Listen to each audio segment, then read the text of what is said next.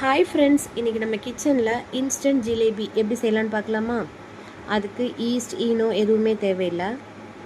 இப்போ மாவு ரெடி பண்ணிக்கலாம். அதுக்கு ஒரு மிக்சிங் பவுலில் 1 கப் அளவுக்கு மைதா, 2 டேபிள் ஸ்பூன் அளவுக்கு கார்ன்ஃப்ளவர், அரை டீஸ்பூன் அளவுக்கு பேக்கிங் சோடா, கொஞ்சமாக உப்பு போட்டு மிக்ஸ் பண்ணிக்கிறேன்.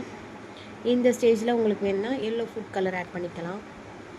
2 டேபிள் ஸ்பூன் அளவுக்கு லைட்டாக புளிப்பு இருக்கிற தயிர் ஆட் பண்ணியிருக்கேன். கொஞ்சம் கொஞ்சமாக தண்ணி சேர்த்து கட்டிகள் இல்லாமல் மிக்ஸ் பண்ணிக்கலாம். இப்போ அதை வடிகட்டி வச்சு இன்னொரு பவுலில் வடிகட்டிக்கிறேன். மூடி போட்டு 5 மினிட்ஸ் ரெஸ்ட் வச்சுக்கலாம்.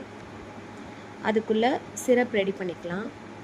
ஒரு பேனில் 1.5 கப் அளவுக்கு தண்ணி வச்சுருக்கேன். அதில் 1 கப் அளவுக்கு சுகர் சேர்த்து நல்லா கொதிக்க விடலாம். நான் கொஞ்சமாக எல்லோ ஃபுட் கலர் சேர்த்துருக்கேன். குங்குமப்பூ இருந்தால் இந்த ஸ்டேஜில் ஆட் பண்ணிக்கோங்க, ஃப்ளேவர் நல்லாயிருக்கும். இந்த அளவுக்கு நம்மளோட சுகர் சிரப் ரெடி ஆனதுக்கப்புறம் அரை லெமனோட சாறு, 1 டேபிள் ஸ்பூன் நெய் சேர்த்து மிக்ஸ் பண்ணி ஓரமாக வச்சுக்கலாம். இப்போது ஒரு ஃப்ரையிங் பேனில் அரை இன்ச் அளவுக்கு எண்ணெய் ஊற்றி சூடு பண்ண வச்சுருக்கேன். மீடியம் ஹீட்டில் சூடாகட்டும்.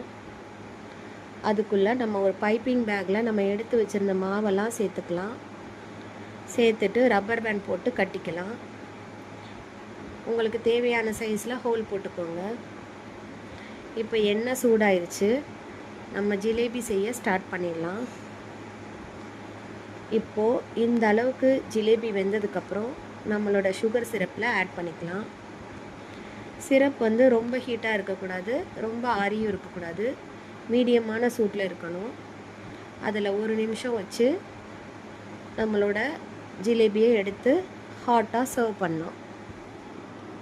இந்த வீடியோ உங்களுக்கு பிடிச்சிருந்தா லைக் பண்ணுங்க, ஷேர் பண்ணுங்க, மறக்காம சப்ஸ்கிரைப் பண்ணுங்க.